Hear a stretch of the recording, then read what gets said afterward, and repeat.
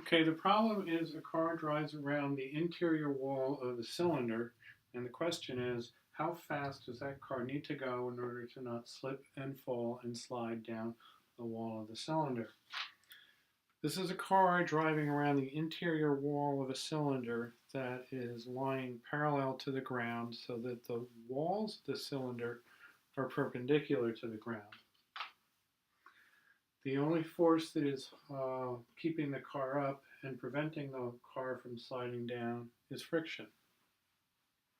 So the process by which this problem is solved is a fairly standard approach in mechanical physics of drawing a picture illustrating the issue, creating a free body diagram that summarizes all the forces in effect in the vertical and radial directions, creating algebraic expressions summarizing the forces in effect in the vertical and radial directions, and doing a little bit of algebraic manipulation and substitution to come up with a final expression for velocity, which in this case is the square root of gravity times radius times the coefficient of static friction.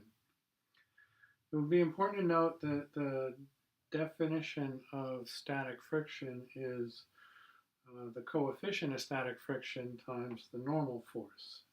Okay? Fs is equal to mu s Fn. So this drawing is intended to illustrate the problem. This is a cylinder. This is the wall of the cylinder. The car is driving around in a circle against the wall of the cylinder, and it's only friction that's keeping the car from slipping down. This free body diagram is intended to illustrate the forces and the accelerations that are in effect. There are only three forces in effect, and they are gravity pulling the car down, friction holding the car up, and horizontally the normal force of the wall pressing up against the car. And the direction of the normal force is in the same direction as the radial acceleration. So take a look first at the two forces in effect vertically. The car is not moving up and down or accelerating vertically, so the sum of the forces in the vertical direction or along the y-axis add up to 0, and they are static friction opposed by mg, or gravity, which means that the force of static friction is equal to mass times gravity. Now this is static friction, not kinetic friction. The car is not moving, so the frictional force in effect is static friction and not kinetic friction. So static friction is equal to mg. Static friction by definition is mu s Fn, meaning that mu s Fn is equal to mg. And with a little bit of algebraic manipulation, that leaves us with the normal force being equal to mass times gravity divided by the coefficient of static friction. That is the sum of the forces in the vertical direction or along the y-axis.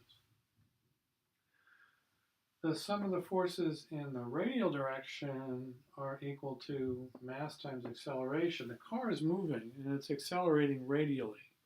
So the sum of the forces in the radial direction are mass times acceleration, which in the context of uniform circular motion is mass times velocity squared divided by radius. V squared over r is radial acceleration.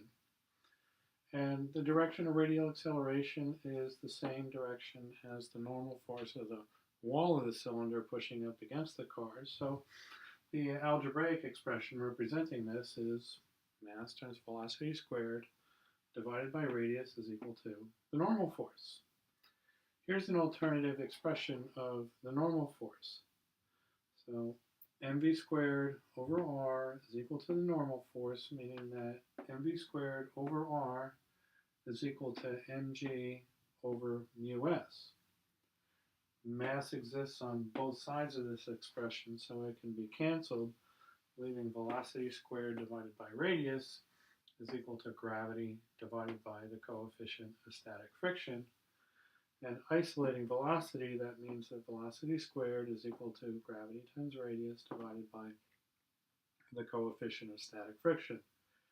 and then take the square root of both sides, and that leaves the velocity that the car needs to be traveling in order to not slide down this wall is equal to a value that is the square root of gravity times radius divided by the coefficient of static friction. So take a look at this expression. I've done a couple of videos about uniform circular motion, and once again, there is a problem involving uniform circular motion, and the optimal design speed is the square root of gravity times radius times something. In this case, it's times 1 over the square root of 1 over the coefficient of static friction. So the greater the radius of this cylinder wall, the larger the value of the resulting expression, the bigger the cylinder, the faster the car is going to have to move in order to not slide down the wall.